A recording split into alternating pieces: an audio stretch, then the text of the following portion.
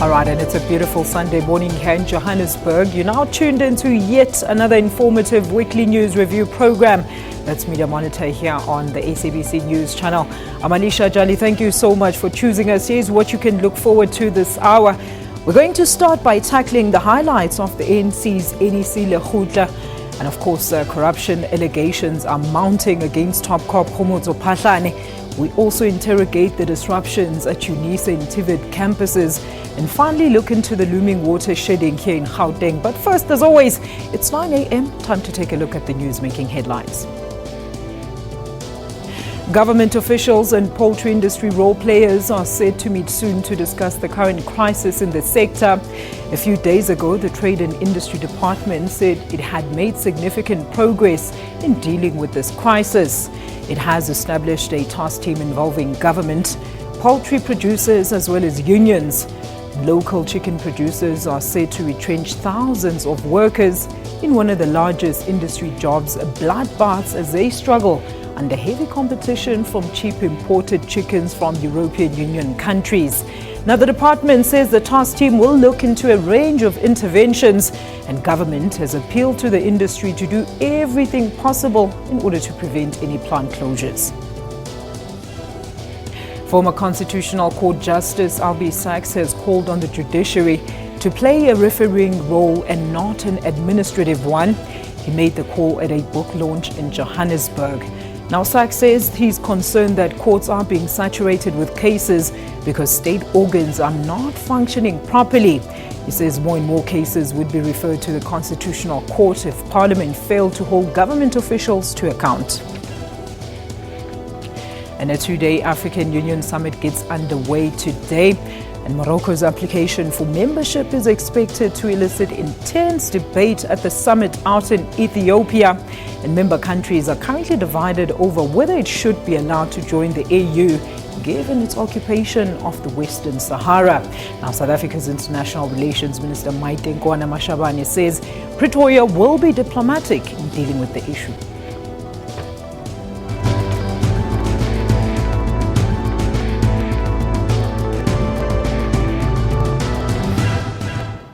All right, let's introduce the main panel this morning. We're very pleased to welcome our own senior political editor, Sophie Mokoena, as well as media specialist, Mr. Tebogo Detsejo. Ladies and gentlemen, a very good morning to you both.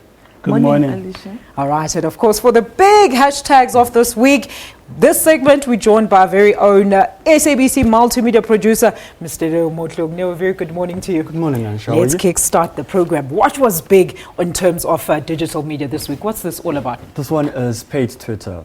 During the week, allegations came out that certain influencers on social media were paid to influence voters on social media. There are a number of people who are implicated, but they've distanced themselves from the allegations. We have Shaka Sisulu, who said no. He has worked with Sihle Balani, but did not do anything devious during the local elections this year. But when we moved to Twitter, the topic itself reached close to 400 people on Twitter. That's how big it was. It was quite a big topic, It was a big topic. What are they saying on Twitter now? This tweet, basically. I mean, people are saying, pay Twitter. Amazing how Sihle, who lodged a complaint with the High Court, is seen as a victim, yet she provides a service that shocks society. So people are turning against her, even though saying, okay, the whole time you are going to receive that alleged money. Black Twitter is so unforgiving also. Black Twitter is very unforgiving. This other tweet reads, Sihle Balani needs to be charged along with ANC Kunis and Shaka for conspiracy to undermine the election process. So people are saying, you know, if it is true, this should happen to them. Mom Sophie, what do you make of these allegations? Well, I think let's start with the concept of the war room. It's not new. It has been happening. All political parties have what they call war room, because this is the structure they put to prepare for elections, but also during the elections, so that they can monitor and track the trends in terms of how many stories were covered on their campaigns, or what are they doing, whether the message is reaching the people, and how they can improve their messaging. But the problem is when you do unlawful things. People must account, the law must take its course, but people must give the process of the law a chance so that the courts can pronounce. And therefore, whoever is found wanting or fingered in this whole thing, or responsible for perhaps breaking the Electoral Act, they must account, irrespective of their standing in the society. It cannot be the politicians only in this case, but also the people who provided those services that undermines the electoral process. If it's true, Sihle was involved, she must account. And of course, the people who engaged her to provide these services must account. But the Secretary General of the ANC has already distanced the ANC. Yeah, it seems like nobody wants to take responsibility. Now, but at the end of the day, if the matter goes to court, the truth will come out. And political parties, the oppositions, have already indicated that they are going to lodge a complaint with the Electoral Court and the IEC. The truth will come out. Deborah, what do you make of all this confusion? I mean, we don't even know who to believe at this stage. Well, with social media, there's nothing wrong with contacting influencers, people with a lot of influence, to be ambassadors for your campaigns. Yeah. You'll understand that they've got an audience, perhaps you have an interest in their audience, and perhaps those demographics speak to the audience that you're trying to reach. And so if they're looking to reach that audience, there's nothing wrong with that. But the problem comes when you now want to defame the character of other organizations. So if you want to put up a poster which misrepresents another political party, that's illegal. So you can go and be found guilty of defamation of character. They can put up a civil lawsuit, and it's also a criminal offense. And so people must be very careful.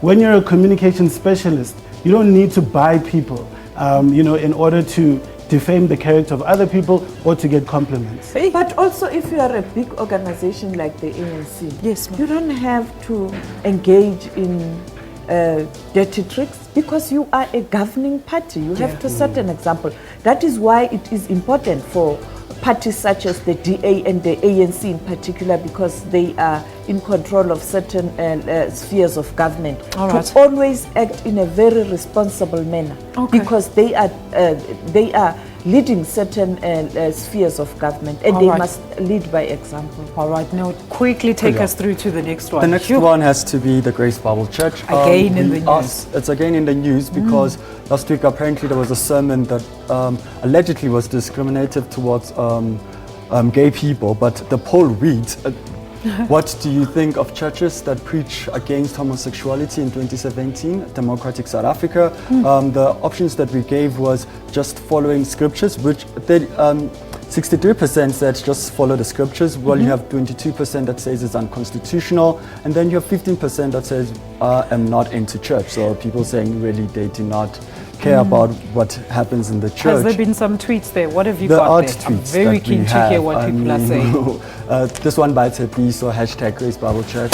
Pastors are hypocrites, it reads, and they must fall. The Gable pastor, Motsechi, Kolani, and their wives. Okay, we can move on from this tweet. Then we have this other tweet. The same Grace Bible Church condemns Exodus 22 verse 14, thou shalt not commit adultery but offenses on homosexuality. That's what they're saying, that the church has certain standards, and people are engaging with that. I think as one of the pastors came out who was speaking on Morning Live saying it was a discourse around the topic, and it has really opened a discourse on social media. Yeah, I want to hear from you, Tebogo. What do you make of this? I mean, the issue of religion again comes back to the fore. It's a very sensitive topic when you're discussing religion, because everyone is entitled to their beliefs. True. And it does a lot to organize society and to uplift society. And so we shouldn't necessarily say that the religion in itself should be condemned. But I think the problem comes when the religion does not adjust to the norms and standards of society.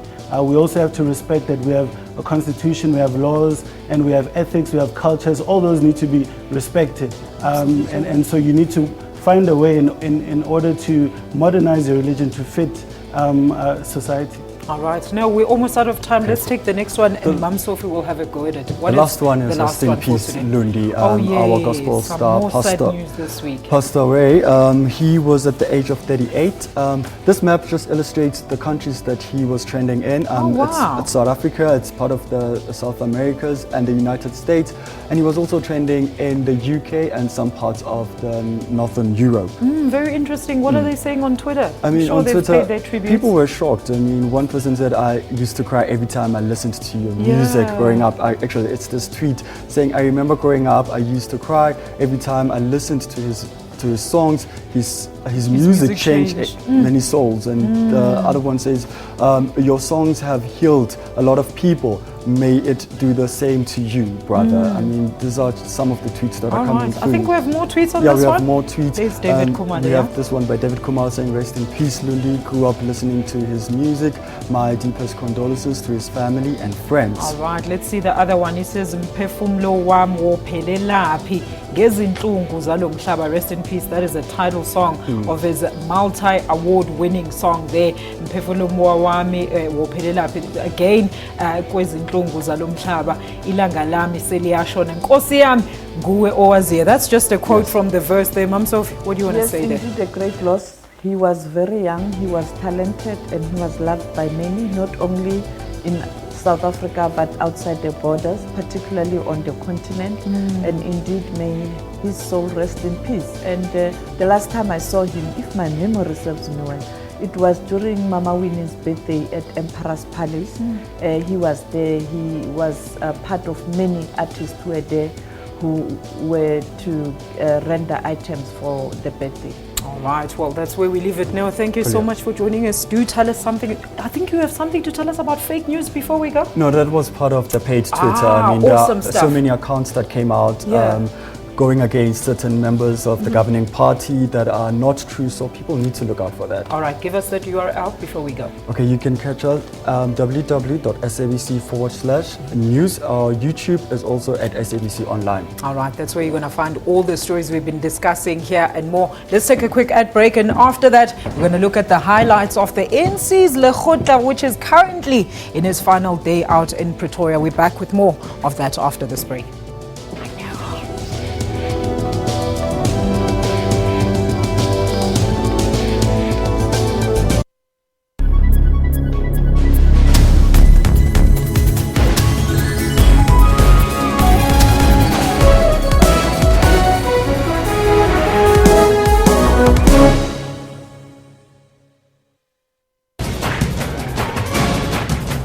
Failure to implement the water restriction is going to make the system not workable. For the domestic use, everyone should not exceed 25 kiloliters per day.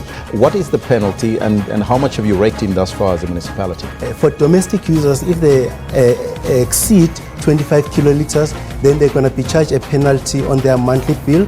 And so far already we've collected 1.7 million. The 200 million rand state-of-the-art school in Magaliesburg had been vandalized by drug addicts. How bad is it?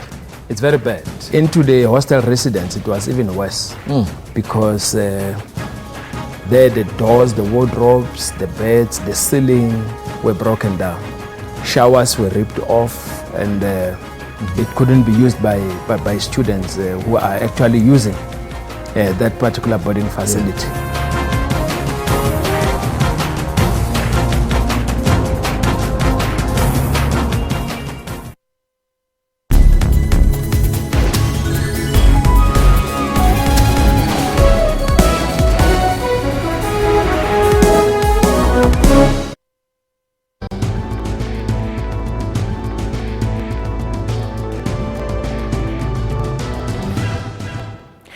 Welcome back. The ANC NEC Lekgotla is currently underway in Pretoria, and its primary focus is, of course, on the state of the economy. Now, Secretary General Gwede Mantashe said among other issues they will tackle land reform and redistribution, and higher education funding are topping the list of their agendas. Mum Sophie, what are your highlights so far of what we've seen out of the 2 days at the NEC? Well, not much has come out of the Lekgotla, but indeed when we did the preview, the ANC indicated that they will look at the economic challenges. In particular, you are aware that the economic growth has been very, very slow. People don't have jobs. There are challenges in terms of ensuring that people are able to pay for the education of their children, the fees must fall. And then the issue of land. It looks like, to me, the issue of land and economic transformation is both issues are going to dominate the discussions this year from different parties. Yeah. I'm saying this because I have noted or observed this year, you start with a January 8 statement. President Zuma put emphasis on economic transformation and land question.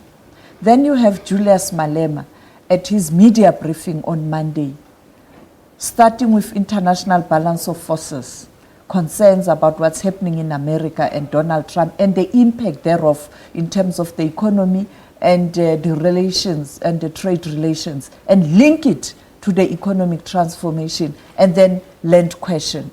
So, and then later on Thursday, I do the interview with Ivan Jim.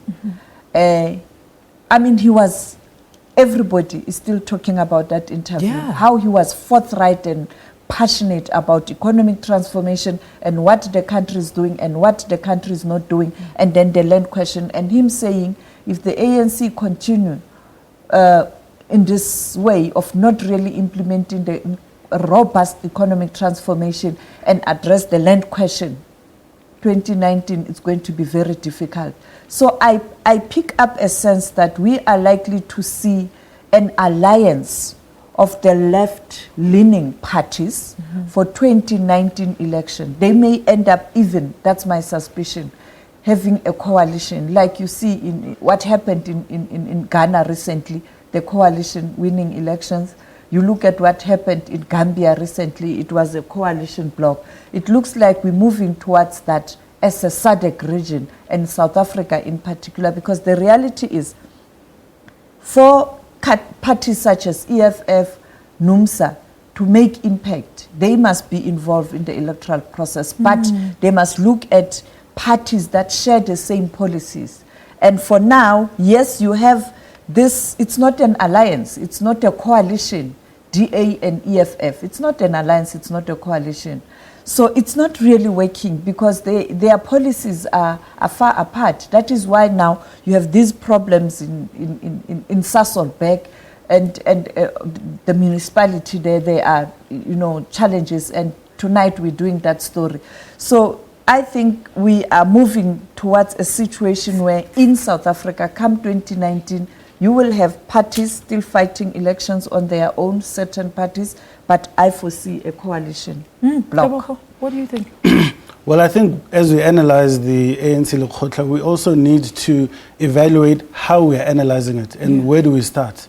I think the great starting point would be the Lekgotla from last year.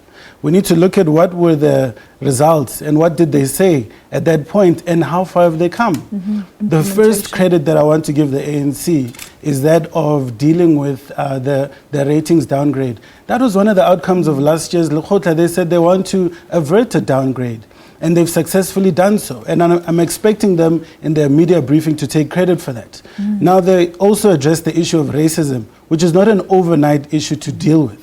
Right? And my only issue with how the racism was addressed was that it was defined as an idea of being superior and inferior, as a perception. And for me, it's more tangible.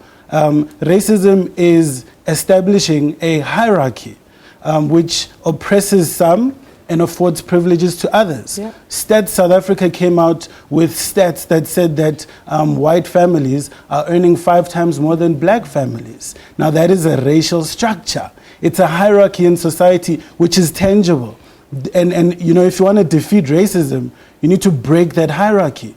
And so black families are bringing in about 92,000 rands a year. White families are bringing in 444,000 rands a year. And so You've defeated racism once you've broken that hierarchy, not when you've just simply stopped people from making remarks about black people. I think another thing that they spoke about last year was empowering black-owned businesses and also youth-owned businesses. I think when we talk about black-owned businesses, we're also including black female-owned businesses. And so as society, we need to ask ourselves, how do you plan to do that? It's not just about telling us what you're planning to do, but what policies have been put in place, what measures are in place, what have you told the deployees in government to do, and what are the results from where you were when you said you're going to empower black businesses to now, a year later. And so you say, these are the results from us empowering black businesses. Maybe this didn't work, and moving forward, this is what we're going to do. I want to ask this, Ma'am Sophie. I mean, since economic transformation is obviously topping the agenda, what should be the role of the trade unions, or particularly the alliance, going into particularly the 2019 elections? They must elections? take bold actions where necessary, and they must be brave to make change. I mean, they've promised people, like you are saying, that's what the ANC said last year, that you remember during the General Council, they came up with a resolution that there's going to be a radical economic transformation. Let it happen. Implement, and that's it. Implementation, Debo? As we've mentioned in previous episodes, 86% of all agricultural land in the Free State is owned by white people. You have dealt with racism once you've dealt with issues like that. You don't have a single black-owned bank in this country. You've dealt with racism once you've dealt with the structures in our economy.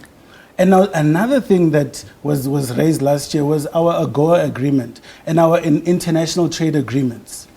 We were bullied into an AGOA agreement. And there's been a flood of low-quality chicken in our markets. In 2012, the European Union only had 0.5% of our poultry imports. Today, the European Union has 80% of our poultry imports. They're actually selling chicken under the cost price, and they're collapsing our local poultry industry. And Rainbow Chicken has said that this year they're going to retrench 3,500 people. Our poultry industry hires 65,000 people a year. So what are we doing to protect our local industries? Number one. Secondly, what are we doing to transform our local industries? Train our people, provide them with resources, give them access to land so that we can be more productive and have ownership of our economy. We have to be brave. WTO cannot be business as usual. Davos cannot be business as usual. We can't go there and be bullied. It's time where, particularly the continent, because when you attack a problem and you have lobbied in a better coordinated manner and a better group, the continent must really find a way to deal with these issues. I mean, the AU currently, the priority, we shouldn't be dealing with conflicts, people killing each other, people fighting for power, people defying the democratic principle when the people have spoken on democracy. We should be talking about the continental growth, you know, to turn this continent around. And when we go to these trade talks, we must go there firm and putting our people first. People might criticize Donald Trump with America first. Buy America, employ America. It may sound bad, but sometimes you really have to take care of your people, but without being too rude, you know. But issue of minimum wage, we have to be firm to say, but this is not enough. People cannot live with this wage. You know, I was going to ask about education and the fact that service delivery was not part of this agenda, but you know what, we are out of time on that topic. After the break, we're going to discuss the growing corruption allegations against Acting Police Commissioner Lieutenant General Khomotso Phahlane. It's back after this.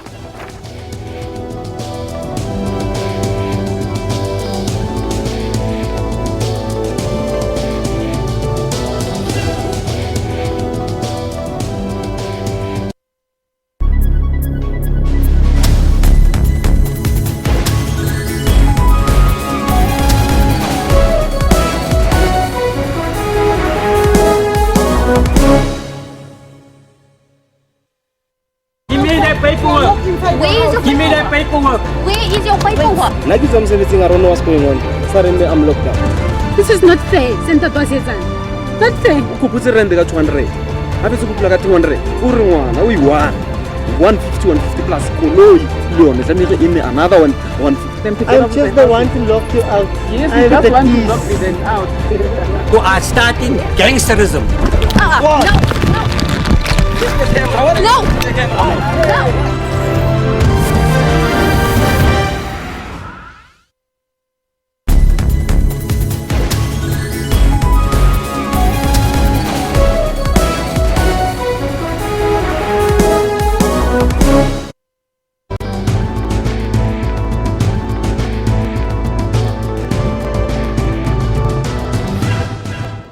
And we're back with Media Monitor now. New evidence of more alleged corruption against Acting Police Commissioner Lieutenant General Khomotso Phahlane emerged this week.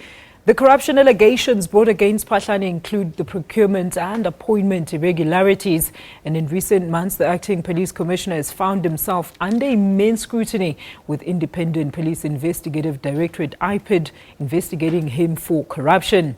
Now, 2 weeks ago, his house was raided by IPID and his sound system, allegedly worth 80,000 rand, was seized. Is this, what are we seeing here? Is it a political battle, Sophie? What do you think? Well, the criminal cluster is experiencing serious problems. There has been tension. I mean, you look at what happened to the NPA, IPID, and the police. I think it's time that when people are given these responsibilities, they execute their task with the clear mandate of ensuring that they are not found wanting. And it's up to individuals to ensure that you do your work and you just do your work. Allegations will always be there. When you are in a powerful position, anywhere, in any institution, you will always be scrutinized. People will make their own informed decisions. But as long as you know that if this matter was to be taken to court, many will be embarrassed. People like making allegations. You know this fake news and all that. Yeah. Before we had this Twitter and all that, this is how people used to deal with people. Saying things that are not substantiated. But at the end of the day, let us have faith in the courts, because if this matter is taken to court, the court will pronounce, and whoever is being fingered must be punished, whether it's the general or those who made those allegations and now they can't substantiate, they must be taken to task. So my approach to the whole thing is that, well, yes, there are these allegations, they are serious. Let's allow the process of the law to take its course. Let the IPID do its work, present concrete evidence before the courts, and let the courts pronounce. We're always talking about, what is all this noise doing in terms of damage to the institutional integrity then? Yeah, it does a lot of damage, particularly when you have various institutions fighting amongst themselves. But if you look at IPID's mandate, they are there as an oversight body for the South African police services. So it's correct for them to be doing investigations. If there are allegations, they must investigate each and every one of them. That's in the IPID Act, which was signed, I think, in 2011 by the president. And so it's very important for them to do that. And I think we need to also applaud our state institutions, because it shows that they're working. Even if there are issues here and there are things that are complaints that are being laid. But for the fact that people are held to account, that people's houses are searched, even though the media around it is a bit suspect, that you would search somebody's house and then invite the media specifically, that's a bit suspect. We're going back to the Scorpion. I mean, the Scorpion was disbanded for the same reasons. I'm not saying it wasn't doing a good job, but how it used to conduct its business. So you don't want to see a situation, another institution is found wanting in terms of how it conducts business. But I really agree that all institutions must be allowed to do their work. You heard what the judge said yesterday, that if they don't function, then the court must always intervene, which is not good. They are there to do their job, and they must do it without fear or favor. But as they do that, they must do it in such a way that it doesn't damage their own credibility, a Hollywood type of investigation. How should they conduct the investigation then, Debo? I think they should, on a case by case. There are some instances where you're going to do a search and you will invite the media, because justice must be seen to be done. But there are instances where if it's wishy-washy, you don't just send investigate first. Yeah, investigate, get your ducks in a row, and then you take it from there. I think if you remember in 2012, the pop crew had laid a complaint against Mr. Phahlane. At that time, he wasn't the commissioner of Gauteng. Commissioner Ria Piecha, who was once the police commissioner at that time, later an investigation against Phahlane, and this cleared Mr. Phahlane in 2014. So these kind of things didn't really come out to the public domain. And I would actually compliment Commissioner Phahlane on his bravery. I don't know if you saw it in December. There was an incident at a spa where I don't know what he was doing in the spa, but some armed robbers came in to rob the spa, and with his bare hands, he fought them off. So his courage is not under question, but now we have to find out whether his ethics are in question. Now the service provider, now the story here is that the service provider who's providing services for the SAPS had given him, has a corrupt relationship with Commissioner Phahlane. And so we need to look at that. What he said is that he hired her to do interior design at his home, and then he asked her to go and get a quotation for a sound system, of which he paid himself. On a personal thing. On a personal level, of which I don't know if there's a problem with that. If you're doing business with the state and someone in the state also wants to do business with you in their personal capacity, we're saying we should support Africans. And so if you're supporting an African, you're still wrong. But the problem comes if you now seek benefit. That's where the problem comes. But what do you make of these corruption charges, Mam Sophie? Do you think there's actually something serious in there? Look, I can hear the big news being thrown around like your 80,000 rand sound speaker, but I mean the seriousness of the corruption charges, that's what we should be focusing on. Any allegations against anybody on corruption are serious. Yeah. But I am not going to make judgment here. I'm not privy to the documents, the iPad documents. I'm not privy to what transpired. And it is for that reason, as a South African, I'm saying all institutions must do their work without fear or favor. As they do that, they must conduct their task in such a way that they don't lose credibility. There's no suspicion that they are doing it for somebody or it's a witch hunt. Therefore, I want to allow IPID to investigate and then put the facts on the table, and whoever is responsible for any wrongdoing must be taken to task. If IPID also, what they are doing, it's not proven correct because they have really blown this thing out of proportion, they must also be held accountable. So whoever is wrong must account. That's how we have to approach this matter. But let's give all these processes a chance and let Mr. Phahlane also be innocent till proven guilty, but he must answer. All right. Well, that's where we're going to leave it on that matter. After the break, we look at the higher education protests that took place at UNISA and some TVET campuses. That's all coming up after this break.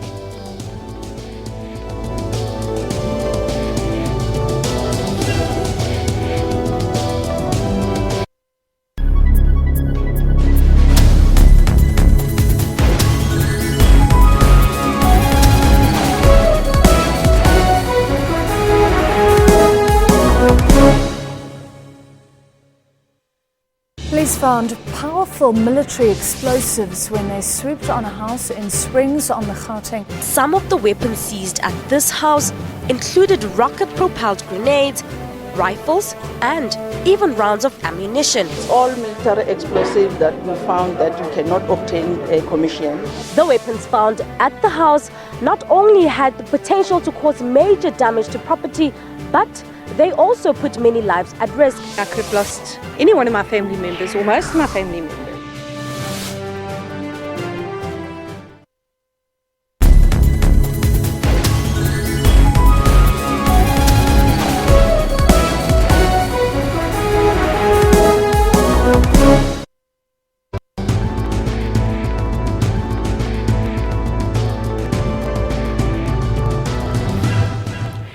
Let's talk education matters now. The higher education sector has had a rocky start, with UNISA workers affiliated to Union Nehau demanding a 14% salary hike across the board, while management is only offering a 4.5%. Now, wage negotiations reached a deadlock on Wednesday and again on Thursday following months of talks. And in another debacle, weak leadership, corruption, unqualified lecturers, lack of certification and student support are just some of the factors that have now sparked outrage and protests from students at TVET colleges nationally. Now, with all these ongoing protests and yet universities haven't reopened yet, we ask, is the Higher Education Department ready indeed for the 2017 academic year? Let's find out on this insert. Government giving the green light to the 2017 academic year. Over R1 billion has already been paid to all institutions to assist with students' registration. Nzimande says no qualifying student will be turned away if there's a problem in paying their fees. We also wish to inform you that NSFAS has already paid 1.3 billion rands to our 26 public universities and TVET colleges, an advance payment for registration fees for students from disadvantaged backgrounds so that they can be admitted for their 2017 studies without any upfront payment. Government says it's hoping that stability will return to universities this year. Indeed, we are aware that no matter what we do as government, there are those who have identified student protests as part of their political agenda to fight government. It's very clear to us that even if today I can wake up and say all higher education is free, they will find some other reason to actually protest. But some student leaders say protests are not just about fees. Even if there can be free education, for example, there will still be protests because there are many issues that needs to be resolved in the higher education sector. It is not only the issue of fees.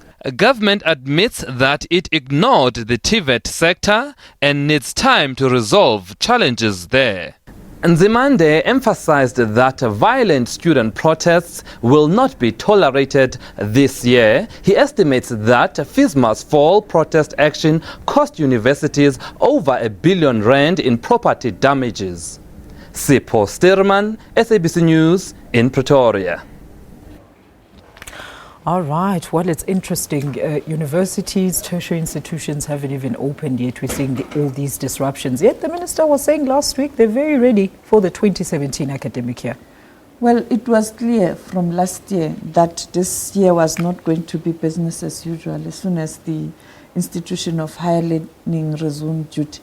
I mean, there's no way. I mean, the issue of funding hasn't been resolved. And like you saw in that insert, there are issues that students are raising in terms of quality of education they get in these institutions, in some of them, not all of them. And I think these matters must really be addressed. And I can even say, I think we need a higher education summit to go and look at all the challenges that are facing higher education, be it registration, be it funding, be it quality of education there, but also in terms of how you structure your content so that it can really address the needs of the country in terms of skills development. Yeah. We don't just have these colleges just to have the young people there, just to move them from the streets, but when they go there, they are really properly skilled and they are indeed an asset in the country, but also around the world. They can go anywhere and compete with their peers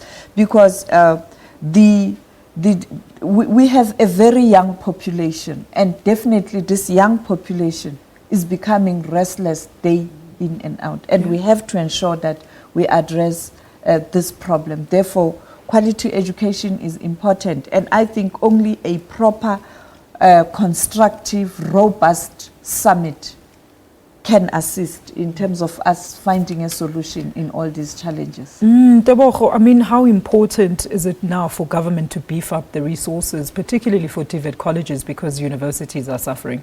Well, I do agree with Mam Sophie in saying that we do need to have dialogue around this. Yeah. What I see currently is... Isn't that part of the fees commission? Absolutely. And that's just one of the ways to do it.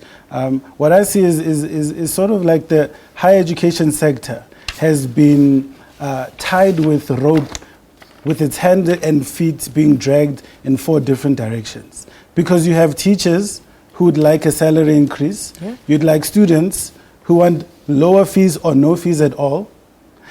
And then we have an issue where stats, as they said, the black people are earning 5 times less than white people. So you do want teachers to get more money because you want to close that gap, you know. So you've got a catch-22 situation. And now we need to sit down and say, guys, our economy is not like Germany's economy. Germany's budget is 9 trillion rands a year. Yeah. Our budget is 1.2 trillion rands. Max. And I think that we need to look at the scarce resources that we have and say, guys, these are our 5 priorities. We're going to be pumping money into this. And I think even the debate has been framed wrongly. We need to be fixing schools in township and rural areas so that we can produce good students for higher education. Yeah. TVET colleges are very important for our economy. Because if you look at what Germany did in the 1800s, they used similar kind of colleges that built generations of engineers and chemists. Mm-hmm. And now when you think of a car you want to buy, one of the top 5 is going to be a German car, maybe even 2 of the top 5. And so they're very important, even though currently varsity students only have about a 14% unemployment rate. TVET colleges have a 29% unemployment rate. Mm-hmm. If you look at it on the flip side, that's a 79%, that's a 71% employment rate, which isn't that bad compared to the youth unemployment rate in our country. But we need to look at improving the quality of our lectures. So that's what the Higher Education Minister Bladen Zimande said. Mm-hmm. He said that they're going to look at creating courses that will produce quality lectures for TVET colleges. All right, well, that's where we're going to leave it on that matter. Here's another worrying issue. Despite the recent rainfall, water security continues to be a serious threat here in South Africa. Water levels at the integrated Vaal River system have not risen sufficiently to above satisfactory levels. Joburg Water has introduced evening water restrictions and bylaws to certain areas fed by the integrated Vaal River system between 8 p.m. to 4 p.m. until the water supply is stabilized.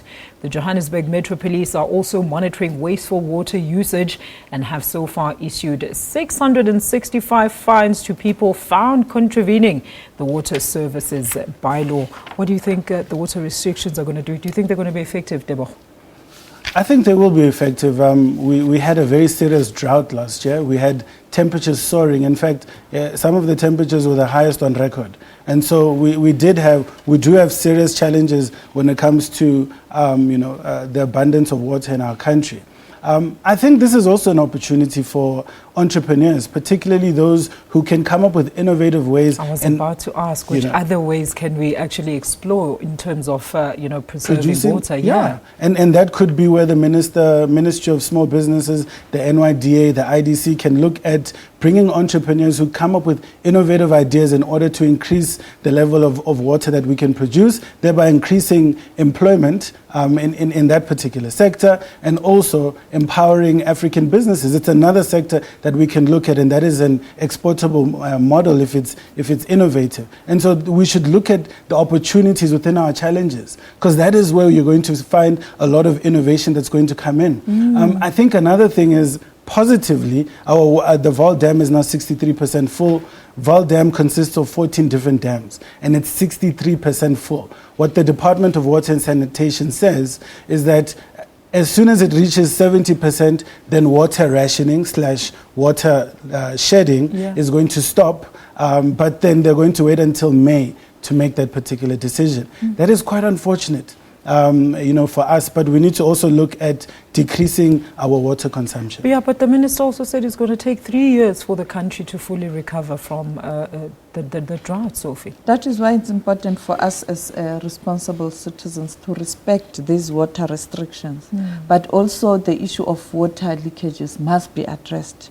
And I think that is the only way, because I'm not God. There's no way I can ensure that the rain comes anytime I want rain. It depends. So my responsibility is to just follow the water restrictions and respect the water restrictions, because at the end of the day, the whole nation is going to suffer. And also, please, let us report these water leakages around the country. We respect that you're not God, Ma'am Sophie. Let's go back to our story of the day. That is, of course, the ANC's NEC Lekgotla. And one of the big issues that, we didn't discuss when you started talking about it was the issue of education. We've just spoken about TVET colleges. What is your issue with that, Debo? I think when it comes to the education system, we need to look at it as a whole. It's not, I think it's not strategic for us to only look at higher education when we're not producing the students necessary to build our economy. So we need to look at the township and rural schools. That is where there's a huge disparity. You know, in order for us to defeat and break the back of the legacy of apartheid, we need to ensure that students get access to quality education. And in order for you to do that, you need to go back to the township and rural schools and invest in them. Build up the infrastructure. Train quality teachers and remunerate them correctly. Make it attractive for a teacher to go and teach in a township school. Because if you're going to treat all teachers the same, all teachers are going to prefer to go into the suburbs. Yeah. And therefore, if you go into the township and the rural schools, perhaps you should be remunerated more than somebody who teaches in the suburbs. And another thing, once you've improved the quality of teaching, improve the infrastructure. I mean, it's horrific when you go to schools. I went to a school called junior high school. I went to visit it. And there's no windows at that particular time. There were no windows. There's no heating system for the students in winter.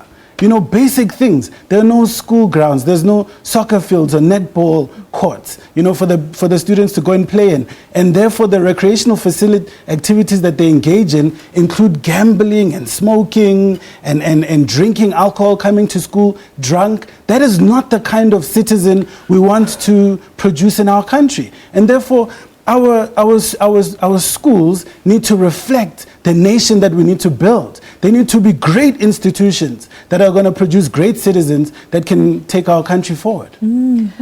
I don't know. I have a view that perhaps we add by separating higher education and basic education, because this is education. Yep. Whether it's at the basic level, at the pre and up to grade 12, it's education. Education, it's nothing else but a concept where a young adult is being groomed to be a responsible adult. That is education. Therefore, you must keep track of when you start to educate this child at the preparing her or him to be a responsible adult. You have to follow that process. Where is this child? Track her. Okay, now middle age, she's getting there, or he's getting there. And one person can be able to monitor that. Therefore, one ministry for me works in a sense that then there's synergy. You can rather have two directorates, perhaps, of higher education and basic education for implementation purposes. But for policy purposes, because a minister is nothing else but a person who ensures policies are in place, and then there are rules of the game, and those rules of the game get implemented. Those who are supposed to implement are your critical components. Therefore, you will be able to have education in a holistic manner. Or else, working relations between the two must be very, very sound. Very sound. Minister of Higher Education must know exactly what the Minister of Basic Education is doing with these children at the basic level, so that when they come here, he can be or she can be confident that they are ready. Because education starts at a basic level, that is preparatory stage. If a child doesn't get a proper preparation for consuming education, but also making her or him a responsible adult, you cannot have any intervention at the middle level or at the higher level, where now poor teachers must struggle now to come with interventions. No, basic is very important, and it starts with the preparatory level, that is a preschool. And I need to add one more thing. Sorry to disturb you. The content of our education system, as Ma'am Sophie said earlier, is also very important for us to discuss. We cannot be teaching kids about the French Revolution, whereby they don't even know their own African history.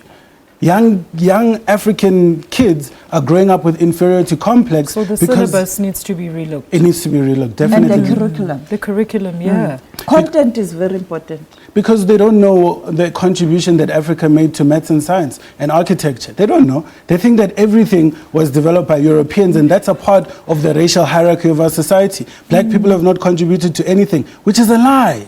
We need to start teaching kids to own that ancient Egyptian, Sudan back in the Nubian ages, all that glorified history when we were dominating the world. That needs to be heroes, taught. Yeah. But also to strengthen the African languages, because a child learns much better if he or she is using her mother tongue. I mean, it's a reality. It is a reality. And I think we have kind of ignored that part. I don't see anything happening in terms of strengthening the African languages, so that at some point in time we are able to educate children in their own mother tongue, because it is very, very important. A person understands better when he or she speaks her own language. You know, people are not the same. You have these kids, we send them to towns to do English as the first language. When they enter that train, going back to the township, they communicate in their own mother tongue. When they arrive at home, I don't talk to my kids in English. I don't. This is me. I mean, and therefore, they learn many things from their parents or from us in their own mother tongue. And therefore, educating a child in her or his mother tongue, it's much better. That is why the Afrikaners are really complaining when you want to cut down, Afrikaans as a form of a medium of instruction, because they understand very well that it has got to do with culture. It has got to do with a person being confident. When I speak my language, I'm very confident. Even, the emphasis and the use of language. This is who I am, and I'm proud to be Khomotso, and I'm very proud.